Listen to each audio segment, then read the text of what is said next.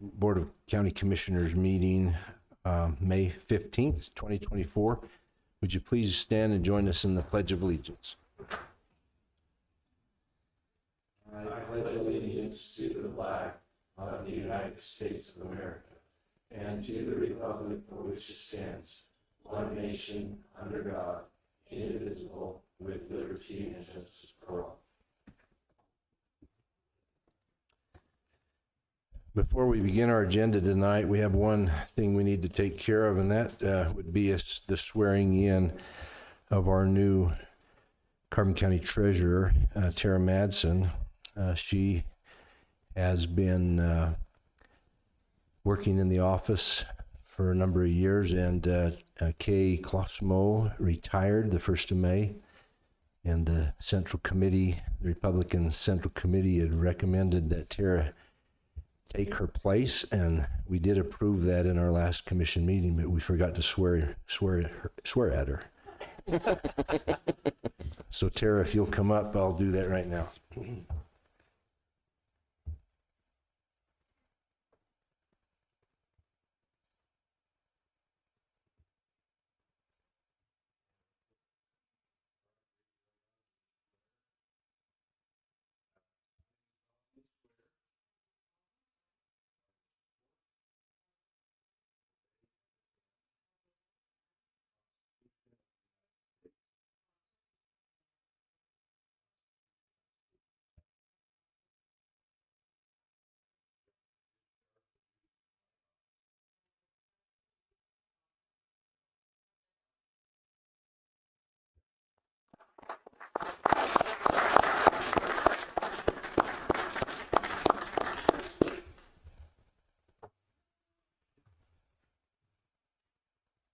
Congratulations.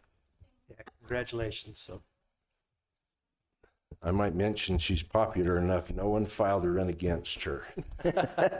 So she's the sole individual on the ballot this November. So thank you, Tara. Item number 1 on our agenda is approval of minutes from our last meeting on. I saw no changes or corrections. I did have one correction. Item number 3, and I forgot to get down and talk to you about it.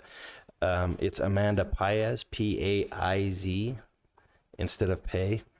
So just change that name, and then we're good. I'll make a motion to approve with that correction. I will second. All in favor?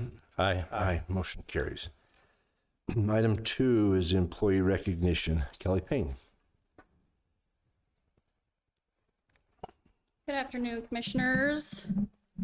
You know, I'm kind of getting really sad about these retirements that keep happening, so I'm not doing any more after today. But the whole road shop is here today to recognize Scott Thane, who has been employed with the road shop since 2009, so for 15 years. And Daniel is going to join me and say a few words because he gets to work with this lucky guy every day.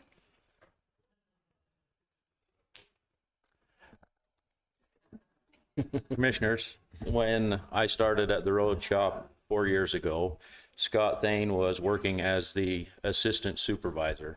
And on my first day, the crew informed me that the first 3 letters of his title come naturally to him, but he's done really well at picking up all the other pieces. So we've appreciated Scott and all that he contributes, and we're excited for him to enjoy retirement. So, thanks, Scott.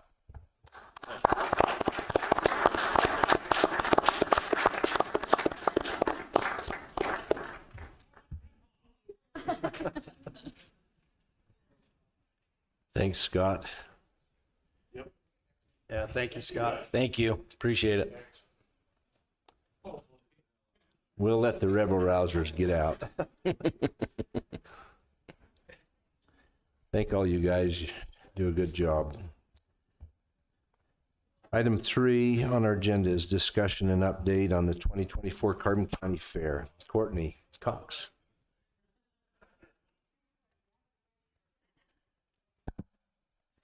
So Casey Ballin told me that I was going to be on the agenda today to talk about the 2024 Carbon County Fair. I asked him this morning if he wanted it short and sweet or if he wanted detail, and he said detail. So I brought detail, guys.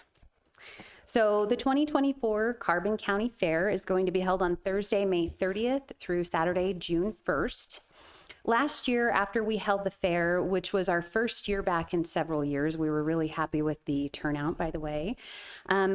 We had reached out to our vendors and to the public, and we asked them for feedback. What did they like? What did they want to see done different? And we had a couple common themes. One was that they wanted more entertainment. Another one is people actually asked about having a dance. They asked us to change the date. They said that being sandwiched in between some major community events and being held at the end of the summer made it really difficult, not only for vendors, but the community to feel that they could effectively participate. They wanted a carnival midway. And so we took all of this information, among other things that they gave to us, and we started brainstorming ideas for the fair this year. So as a result, we did change the date, which, let me tell you, when it comes to Carbon County and community events, it is really hard to find a date when we are talking about kids being out of school for the summer, not falling on holidays. We narrowed it down, and that's how we ended up with the very last weekend in May, first Saturday in June. And we're hoping to stick with the first weekend in June going forward. That's our goal. So instead of ending the summer, we're going to be kicking off the summer. We did reach out and try to communicate with some Carnival Midway companies. A lot of them shut down during COVID, so unfortunately that's not something we're going to be able to provide this year. And we have got creative, including contacting other fairs, getting on Facebook pages. We're really trying to find something. We've done a lot of planning, and we have a really great group on the fair committee. It's evolved over the last 2 years. We've had people, and it's been really exciting. We've had people come to us, and they're so excited that the fair is back that they're asking to join us, and they have wonderful ideas. So that's kind of helped things evolve this year too. So we're going to start out Thursday, kicking off the fair in the evening. Barrel racing is going to start in the arena at 6 o'clock that night. And then at 7 o'clock, we've got two things going on. So we've got the cornhole tournament behind the amphitheater. And we have our first concert of the fair, which is the songbook of Elton John and Billy Joel. It's a tribute, and that's going to be in the amphitheater. We were connected to a gentleman named Ted Hinckley, who has helped a lot with Pri-City Culture Connection, and I believe this will also involve Pri-City Culture Connection in this event as well. But he's the one that helped us set up this particular concert. He's been really great to work with. Friday, we're starting at 10 a.m. That's going to be the vendor booths opening up, food trucks. We have inflatables that we're bringing back, the animal barn, which that's going to be bigger and better this year too. Going to be better than before, hence our theme. There's more vendors that have signed up. There's more food trucks that have signed up, more people bringing animals. It's helped that we were able to get some small animal cages. That's going to allow us to expand the animal barn. There's some people on the fair committee who have asked to be involved in Animal Barn also, and they're bringing in some really fun activities on top of just bringing in animals. So that's going to be, it's going to be fun. Kids Corner. So we wanted to start Kids Corner. We wanted to, especially where we don't have a Carnival Midway, offer something to entertain the kids. And that's kind of been a little bit of a challenge, especially where, I mean, we could bring in inflatables last year, but we didn't have a whole lot of participation in it.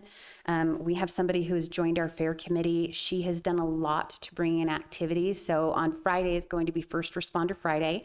That's going to be from 10 o'clock to 2 o'clock. We have different vehicles coming in, fire trucks that the kids will be able to see and meet first responders in our area. So that's going to be fun. Let's see, at noon, our 4-H and open class exhibits and quilt show will get started in the event center. We're not going to be hosting the quilt show in the senior center this year. And then that evening, we've got a couple of things going on. So we've got our Hooves and Honky Tonk event. It's going to be a bucking bull event followed by a dance, because that was something that our community asked for. Now, whether that dance is going to take place in the arena or on the concrete just inside the gates is still to be determined, but we'll let you guys know as soon as we've made a decision on that one. At 6 o'clock in the park, we're also hosting a Battle of the Bands. We have 3 bands as of last week that have signed up. We're looking for 5. So if anybody is interested and they have a band, reach out to the rec, get on our website, and which is carbonutahfair.com, and you can sign up there. And then another thing we were really excited about is we had somebody reach out to us this year from Price City. The burnout competition is not going to be hosted along with International Days anymore. So now that is going to be part of the Carbon County Fairs. We are taking on the burnout competition. So that's going to take place on Friday evening as well on the East Softball Fields parking lot. So very excited about that. We also have the Desert Wings RC Air Club that is joining us again. They're going to start their night flights at dusk on Saturday. Friday. So Friday is going to be a great day. And then Saturday is our big day. We're starting early at 7 a.m. We have the 5K fun run. We got a lot of really positive feedback last year on the fun run. The people who participated in it liked that our path took them through the entire complex. Some people didn't know we had a fishing pond. Some people didn't know about the ice pond. But they got to run through the whole complex and see all the amenities that we have to offer. So we're doing that again this year.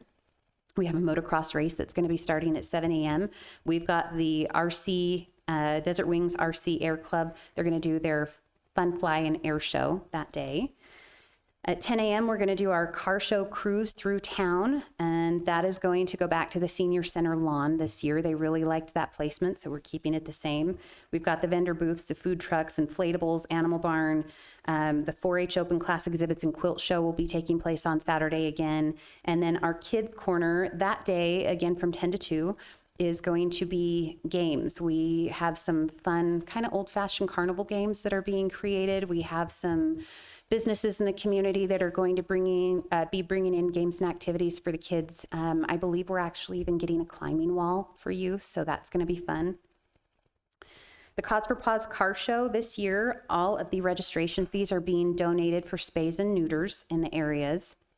And then Party Express is actually who is hosting the Cause for Paws Car Show again. Autumn has been a real asset to the Carbon County Fair Committee. She's really excited to be bringing this car show back and just hoping to grow it every year and be able to contribute to the community every year with the registration fees. So you might even see a name change going forward because next year it might not be to benefit animals.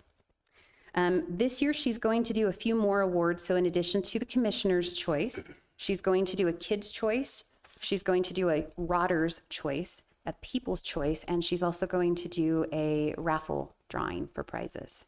So there's going to be a lot to see there. Hypno Hick is coming back. Part of the feedback that we got was that people wanted us to move some of the entertainment from the amphitheater down to the stage in the park. And so not only is Battle of the Bands going to take place there, but Hypno Hick is going to be down in the park. So he'll be more visible to a lot of people.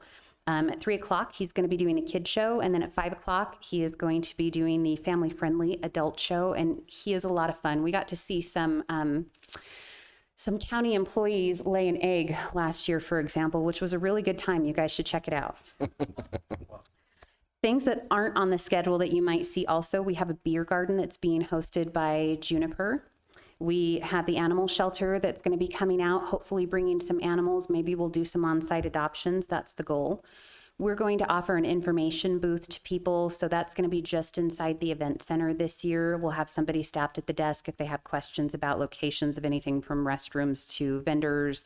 But in addition to that, we are hoping to do some People's Choice Awards for favorite vendor and favorite food truck. So those votes will go into the information booth, and then at the end of the fair, we'll award those. We have Castle Country Radio, who's going to be doing some live broadcasting. That is also who connected us with the promoter that's going to be bringing us Due West later that evening as well. So that's been really great.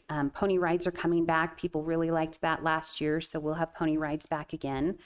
And then I wanted to give a shout out to 2 of our major sponsors for the event, which would be I Got Poop and Emory Telecom. We've had several companies in the area that have reached out with sponsorships this year. It's been really helpful, and it's allowed us to create this county fair to be better than before. And we're going to end the fair with our big event, which is the Due West concert. Tickets are on sale. People can buy those. They'll be on sale at the door, but we're really excited to bring them into our area. They're a great band. They're a country band. They play a lot down in southern Utah, but they've got a name up here as well. A lot of people know them and are looking forward to it. So it's going to be a great event, and we're really proud of what we're bringing you guys. Do you guys have any questions? I don't have any questions, but just, you mentioned Due West. I've seen them several times. They're an excellent band. A little bit of like a Diamond Rio type of sound. The harmonies are just pretty phenomenal. And if some of the people have been watching American Idol, it's not something I watch, but McKenna Breinholt was on there. She was one of the contestants. I think she got voted out as one of the top 5 or close to one of the top 5. There's an amazing story behind that ties to one of the members of Due West, Matt Lopez. It's very interesting to watch. Very touching. Yeah, very touching. So go out, get your tickets. You don't want to miss this concert. It's going to be a great venue. Well, and I want to throw out that the concert is the one event where people would have to purchase tickets to attend. And that was another goal when we originally brought back the fair last year, was we wanted to provide as much as we could to the community, showcase as much of the complex as we could, but do it at as little to no cost as possible. So the one paid event this year, aside from motocross, would be Due West. But if you want to come see Hypno Hick, if you want to come see the tribute band on Thursday night, all of that is free to participate in. So we're excited about that. And then before I go, I want to say, if anybody wants to be a vendor, if anybody wants to, put anything in the 4-H open class exhibits, if they want to bring animals to the barn, all of our registrations are still open. So they can get on carbonutahfair.com and register for any event, car show, anything. So hopefully we have good participation. Thank you. Yep, you're welcome. Sounds like you've got a real good plan there. We're trying. Lots of work has gone into it. Thank you Yeah. and your committee. Item 4 is a presentation from the Forestry, Fire, and Statelands. So Jeremy and Duncan.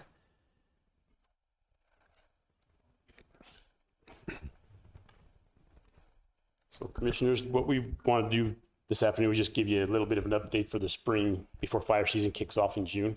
I got a few bullet items I'm going to discuss, and then Duncan, our fuel specialist for the division in our area, has a presentation on some projects that he's worked on in Carbon County and that he's looking at future projects to bring to your attention. So to start with, my first bullet item is just a quick summary of the fire weather forecasts for this year going into fire season from Predictive Services and the National Weather Service. So they're saying that we're going to have a good grass crop in our area this year because of the last 2 winters that we had. And because of the good grass crop that we have, they're saying that the fire season is probably going to be around normal, above normal. And they're anticipating more fires in the lower elevations where the grass is than more up on the higher elevations like the Tabaputs and areas like that, like we had last year. They said there's just too much snow up there and it's still too wet to really have something really big take off in the higher elevations. So we'll be looking for a lot more fires in the valley this year is what they're predicting. Also with the Forestry, Fire, and Statelands, I don't know if you guys have seen those 2 big helicopters you've had flying around down here the last couple of years. I'm not a helicopter guy, so I can't tell you what the model number is on the helicopter. The best I can describe it is everybody's familiar with Marine One that the President of the United States flies in. That's the same helicopters that you guys have seen the last couple of years flying around here with some of our fire suppression. So the state has those 2 helicopters on contract again this year. And they also brought another helicopter on that's about the size of a life flight helicopter that they have on a 120-day contract for fire suppression, more for initial attack on fires.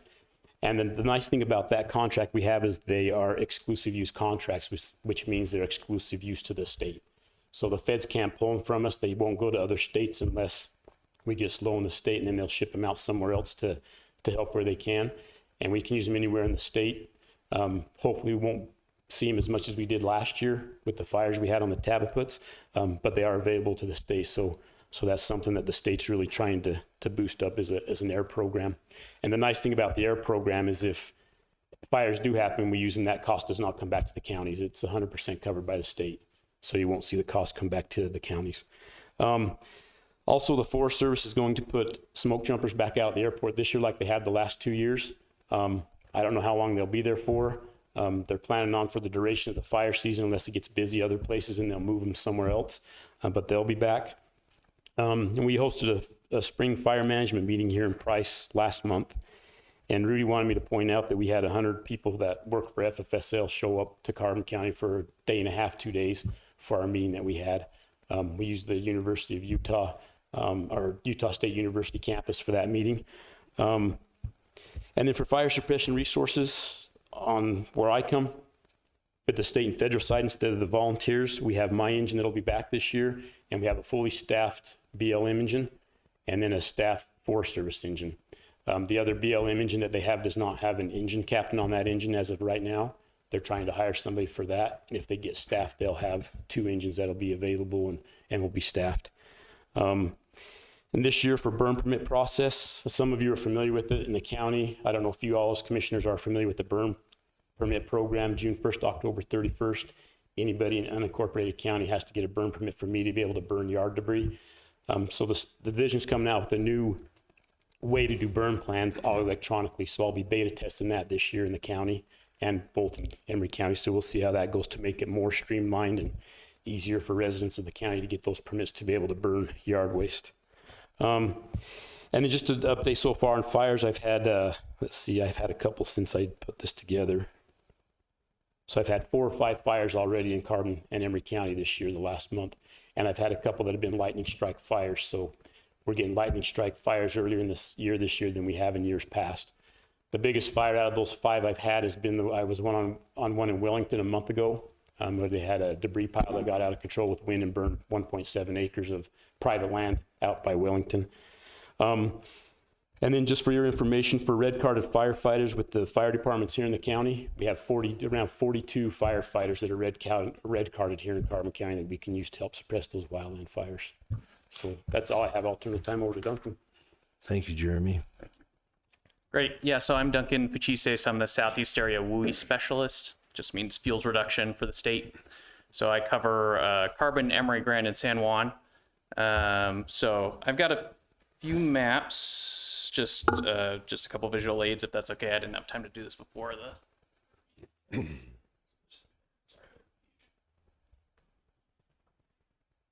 I'm sure you're mostly familiar with all these areas, but I'm just going to cover basically the projects we've got going in the next couple of years, 2-3 years, kind of depending on how our schedule works out for us. So just kind of starting from the top. So we've got, and I guess first off, we're all grant funded. So these are the ones that are on here are the ones that are currently funded that we're currently going to be working on. So we got some more money for Schofield Mountain Homes to do a couple lots of defensible space in there. There's a few in there that we want to target that are pretty important in there. Just kind of running in the list. We've got a couple different things going on in Lower Fish Creek on the south side of the creek. So we've got about 70 acres of aspen regen work to do on top, kind of right as you're coming into the top of Lower Fish Creek. We've got about 800 piles. That's a real rough estimate left to burn in some of those forest thinning units that we did back in 2017 to 2020. So we've got some stuff to clean up in there, and then we'll have about 200 acres done in Lower Fish Creek. We've got some money to do about 20 acres of forest thinning on top of Ford Ridge. That could be more. We're putting in another application for some of that forest work on top where the bear fire didn't make it to. So that's going forward. We've got money for roughly 100 to 200 acres of forest thinning in the Cow Canyon area, kind of in those upper forested portions in there. Kind of going down the list, maybe I'll go to East Carbon first. We've got money for 38 acres of field breaks along those roads, mostly going from East Carbon to Columbia. It's completing a bunch of work that the BLM is slated to do along a bunch of those roads. So we're just there to kind of fill in the gaps for what the BLM is doing, about 150 feet off either side of the road in the PJ out there. And then we've got money for somewhere in 160 to 330 acres of mastication along West Ridge, kind of depending on landowner buy-in, because we only work basically on private land, so we depend on those landowners to buy in. But the primary thinking there is to try and protect the Grassy Trail Reservoir watershed from anything coming on the Highway 6 side trying to burn up over. So hopefully we create enough wide enough line that we can put retardant down should that ever happen. And then Grassy Trail is going to be kind of our big project for the next few years, just the general watershed above the reservoir there. So we've got money for 2,000 acres of ARC clearance to kind of prep to be able to do more fuels breaks in there. Eventually what might happen is we might look towards doing some prescribed fire in there because there's a lot of that steep country we just can't even do anything else with. If that's going to happen, we're 3 to 5 years down the road on that. It's going to be a ways down the road, and something that we've talked to East Carbon City about a little bit, and something that we'll keep the Carbon County Commission involved with too. So as we kind of move forward there, those are the big things that are slated. I think the other things just to cover that I have on here that aren't on the map. So in terms of just recently completed work, Jeremy led the charge to burn almost all of the piles that we had. Those sections still that we have to finish up there that was more out on private than where we were. Yeah, so piles from the 106 reforestation, bulldozer roller chain felling. So about 650 acres got burned this last winter on Mount Bartles, Cottonwood Canyon, Patmos. Other things that have happened in the last few years, Lower Fish Creek phase 1, 2, and 3 are done. We've got about 25% left of the burning, like I mentioned earlier. And then we've been doing, I think we're pretty much done with Range Creek, tamarisk removal on the U of U and Trust Lands Administration lands down there. And our crew was actually down there when the lighthouse fire was going, so that was kind of interesting. Other projects that are upcoming, not on the map, not totally related. Some of these are our foresters projects, and our forester is leaving for the BLM, so it's going to be just me in the office for a while. We've got 4 stewardship plans being written for Minimod, 1 for Crandall Canyon post-burn, and then 1 for what's now Blackhawk Ranch. Other things that are ongoing, we've got our annual Schofield Mountain Homes Chipper Day, where landowners cut stuff and we just come and chip it for them, which has been pretty successful in previous years. It's probably one of our most engaged communities for that. And we had a proposal in to do some more Russian olive removal in Price City limits. It wasn't funded this year, but we'll keep looking for funding. And then we're kind of always looking towards working on, as we have capacity, stuff around Kenilworth, Beaver Creek, and then more of the Russian olive removal stuff. So that's kind of the big broad overview. I think my other plug, it's if you have any landowners that have concerns, we're always taking calls and kind of looking towards those next projects. We're probably a few years out on anything because of the amount of workload we have right now, and I don't have any staff to help me with it. But we're available as a resource to the general public. So. Thank you. Any questions for Duncan? No questions. Just want to say thanks. It's very important that these kind of projects, these thinning and clearing and projects are done. Every dollar spent, and that's $7 saved. I think it's $7 saved in the cost of fighting a fire. So it's a big deal. So thank you for all the work. Yeah, and we rely on buy-in from those communities. So any outreach we can do to those communities is great. So and I'll just say that probably I've been wanting to do this for a few years, but haven't gotten to it. So probably annually at least I'll be here with Jeremy and just update you on what's going on in the counties. So Thank you. Well, thank you guys for watching guard for fires for us. Thank you. yeah, thank you.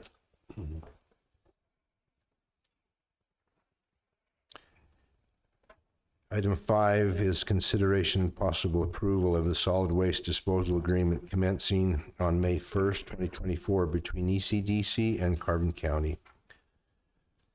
So commissioners, we had this on our agenda, a month ago. There were some questions about if this was an increase above the one we gave in 2022. And it's not. It's just a ratification of that. It was at the end of 2022, so it would have taken place in 2023.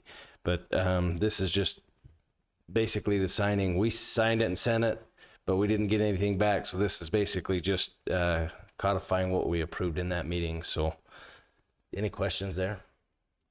No questions. I don't have any either. Okay, I'll make a motion to approve the agreement with ECDC for waste disposal commencing on May 1st, 2024. And I'll second. All in favor? Aye. Aye. Motion carries. Thanks, Chris. Do you need to add anything? No, I appreciate your time. Obviously new to the community. Yeah, come on up. Tell us who you are and the public anyway. Well, my name's Chris Cronquist. As you guys know, I've been in the waste industry for 20 plus years or so. New to ECDC, not new to waste, obviously. Been here about 6 weeks. Love the community, love the environment here. This is kind of where I grew up in Colorado. I'm really looking forward to becoming part of the community. I hear some great things that I want to get involved in with the county fair, and got some questions for the fire guys. But I certainly look forward to working with you guys. And like I said in our previous meeting, you guys ever need anything, give me a call. I'll come running. Well, thank you. ECDC's been a good, stable employer and good tax base for the community, so thank you. Appreciate that. Thank you, guys. Thank you. Have a good evening. Thank you too. Thanks. Item 6 is consideration and possible approval of resolution number 2024-02, a resolution of the Carbon County Commission supporting Helper City's reauthorization of arts, botanical, culture, recreational, and zoological tax, or referred to as a RAP tax. I think if we think back just a few meetings ago, Price City came in and had a very similar request, and their tax was called a ZAP tax. But what this is, and I don't see anybody from Helper here to explain this, but the city has in the past had it's probably a 1/4% tax added on to the sales tax in everything in Helper City. And that 1/4% sales tax is earmarked for things that the city can do in the form of arts, botanical, cultural, recreational, or zoological. So that money can go back and be spent for that. So the current tax expires, and so Helper City will need to take this back to the voters and have this part of the election at some point and have to be approved by them. And the reason they come to the county with this resolution is that they need for us to approve what they're doing, and in our approval, we are saying that the county at large is not going to be part of this tax. It's just Helper City. So a similar thing is in Price City, and I don't know if the other cities have it. I don't. They do. I don't know. So that's kind of a nutshell. Any questions about this? Maybe just some clarification. The RAP tax and the ZAP tax, they're local option sales tax. So on anything that's sold within the city limits, and it's a 1/10 of 1% is the amount on the sales tax. So Thank you. Anything additional? I don't have anything. If there's nothing else, I'll go ahead and make a motion that we approve resolution number 2024-02, a resolution of the Carbon County Commission supporting Helper City's reauthorization of arts, botanical, cultural, recreational, and zoological tax RAP. I'll second that. All in favor? Aye. Aye. Motion carries. Item 7, consideration and possible approval of a memorandum of understanding for fire and emergency services between Carbon County and Helper City. This line item is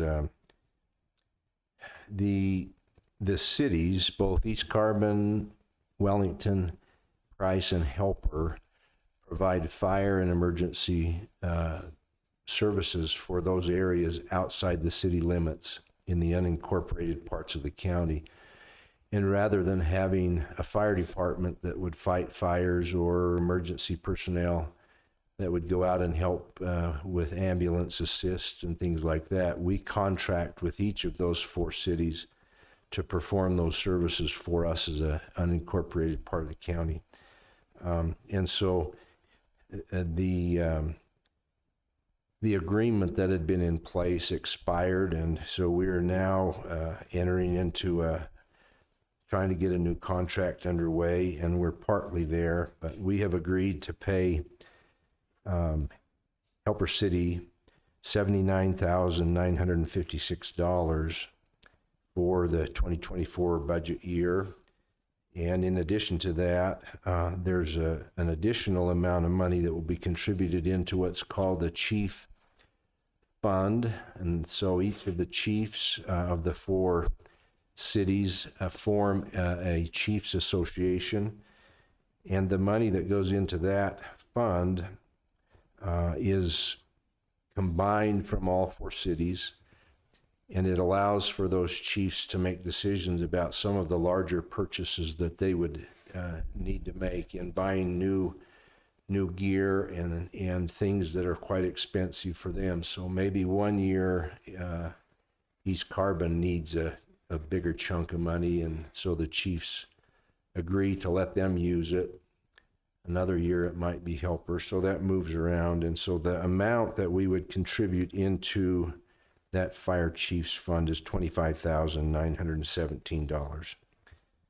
And those funds then will be, City in the past has been keeping those funds, but those will now move into a separate account here at the county.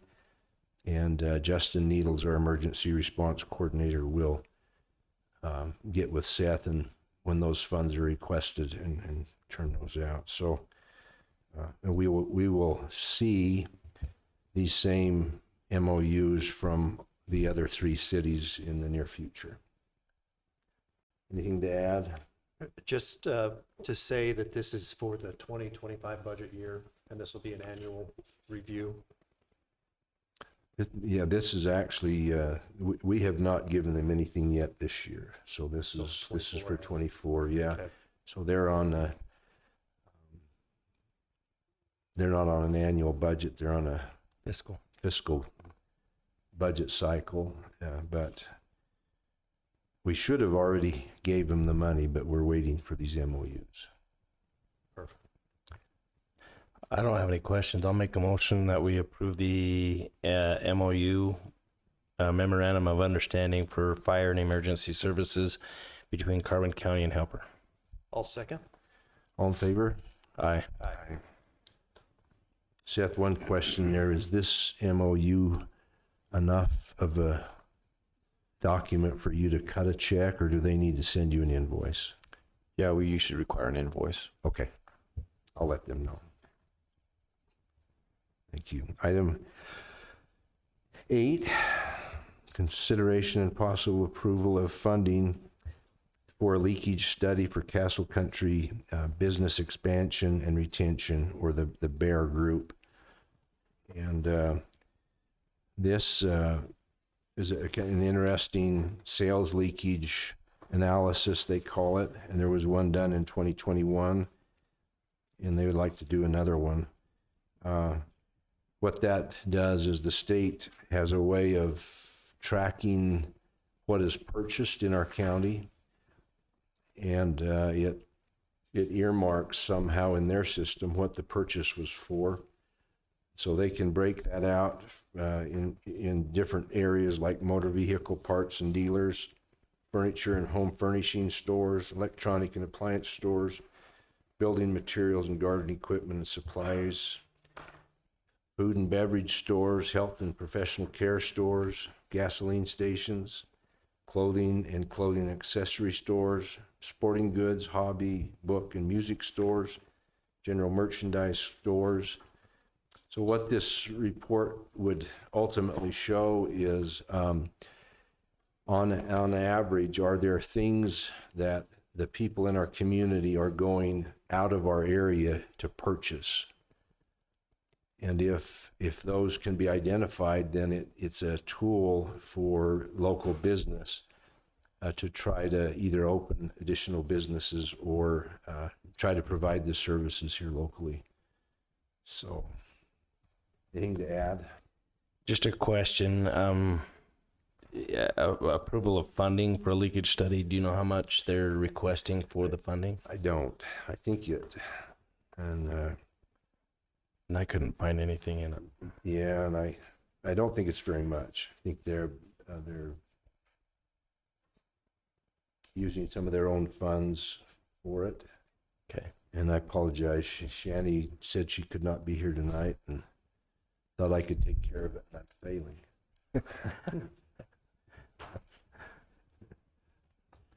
So maybe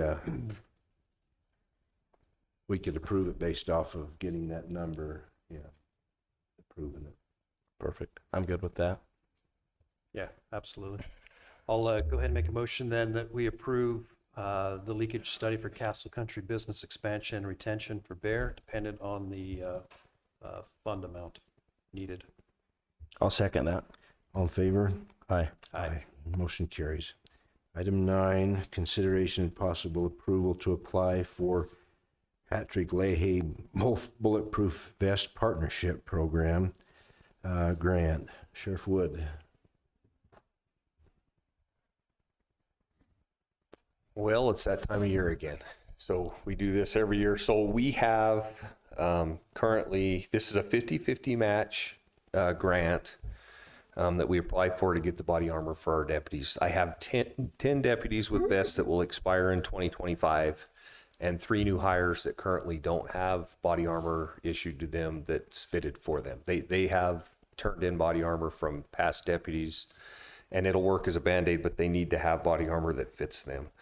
I also have a deputy that's going to retire at the end of May, and I'll be filling that position as well. So the new person coming in will be in the same boat. They'll need to have body armor. So that puts me at 14. So we have 2 that we can carry over from last year's grant that will kind of mitigate this a little bit, but we never know what we're going to need. If we get more than we need, they let us carry it over, and that's what they've done last time. So talked with Danelle over at Emergency Management. She manages this grant, and we feel like it might be wise for us to ask for 15 vests, which would be $23,490. Each vest costs about $1,556, and that's with the carriers. We felt like 15 would be a safe bet, and so our match on that would be $11,745. That way, if we do have people that leave, we know we have people that are being recruited by the state. We just don't know if they'll go or not. So if they do leave, we have a little leeway to keep our deputies in body armor. If not, we'll carry it over till next time. Any questions for Sheriff?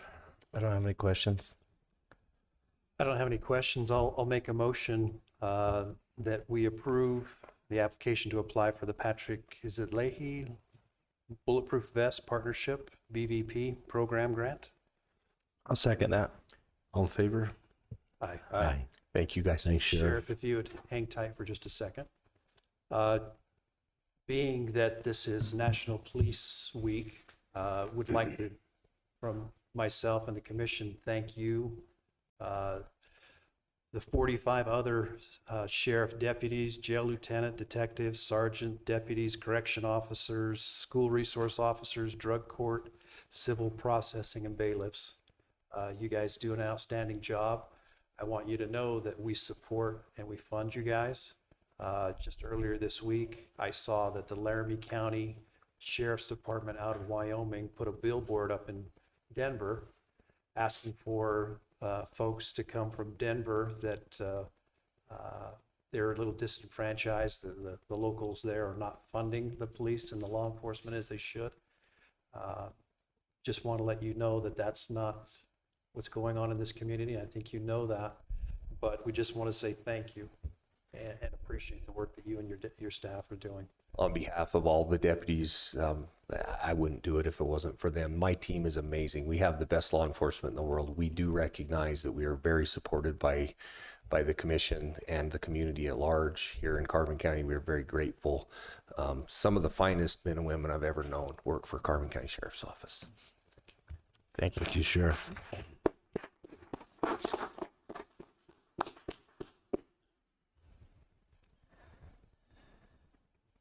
Item 10 is ratification of the contract for Indigent Capital Defense Commission.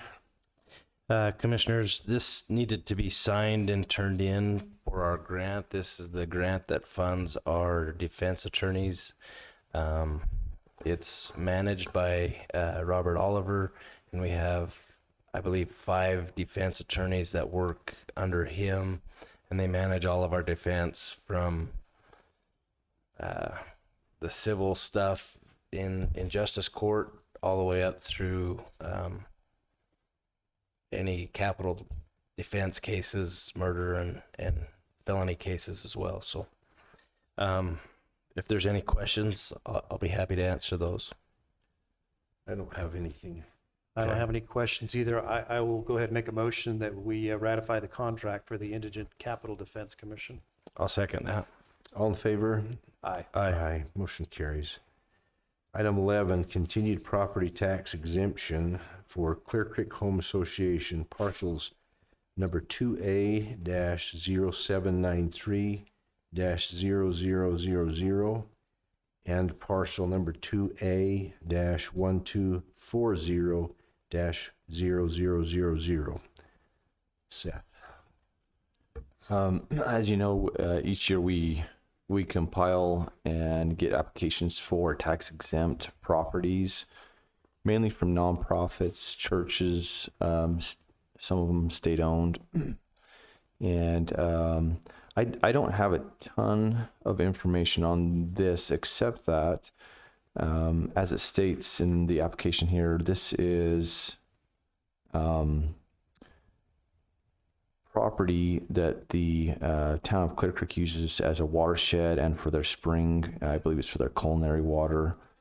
A lot of these subdivisions, they have parcels like this where they're considered tax exempt because they're used for culinary water. I believe that's the case with these parcels. Also, my understanding is that these parcels have been tax exempt in the past, or at least no value was put on these parcels. There were some changes made last year where several of them received valuations, and to my understanding, these per state code should not have. I agree. I think that for whatever reason they were taxed in last year, I think they are tax exempt and they should go back on the list. If there's no comments, I'll make a motion. I'll make a motion to approve the tax exempt status for the Clear Creek Home Owners Association on parcels 2A-0793-0000 and parcel number 2A-1240-0000. I'll second. All in favor? Aye. Aye, motion carries. Item 12, review and possible approval of property tax payment arrangements for Carbon County parcels, parcel number 1B-0246-0004 and 1B-0246-0012. Commissioner Martinez? Commissioners, we were asked to evaluate this land that was going to go up for tax sale, excuse me, by the landowner. He had, basically this was a fuel station. He had replaced the tanks in 2017. They had placed fuel in the tanks to just make sure that they weren't leaking. The state did find that there was contaminated soil around the tanks. They believe this is from the early 80s on to 2017 from the other tanks possibly leaking, or when the fuel trucks were showing up to fill the tanks, maybe, a little overflow there. So the state did deem that the land needed to be cleaned up, that which it had been. The tanks were proven to hold fuel. They didn't leak any further. And the owner of the parcel was able to get a clean bill of health and a clear record from the state earlier this year. It has been kind of a hardship since this person hasn't been able to sell or have any trade at this facility. So He did get in the rears on taxes, but he did ask if he could make an arrangement and pay half of the owed tax last week, and then potentially has the land up for sale. He has had an offer. Once the parcel was sold, or within 12 months, he would pay the other half, the other 50%. And so this is just, I think it's a good way to work with a community and a person that's had a business in the area for years. So it was recommended to accept his offer, or his request, I should say. He did come in and pay 50% or $20,000 on this parcel. Any other discussion? Okay, we have a motion. I'll make a motion to approve the property tax payment arrangements for Carbon County parcels 1B-0246-0004 and 1B-0246-0012. And I'll second. All in favor? Aye. Aye. Motion carries. Make a motion to adjourn. Thank you. We're adjourned. Thank you.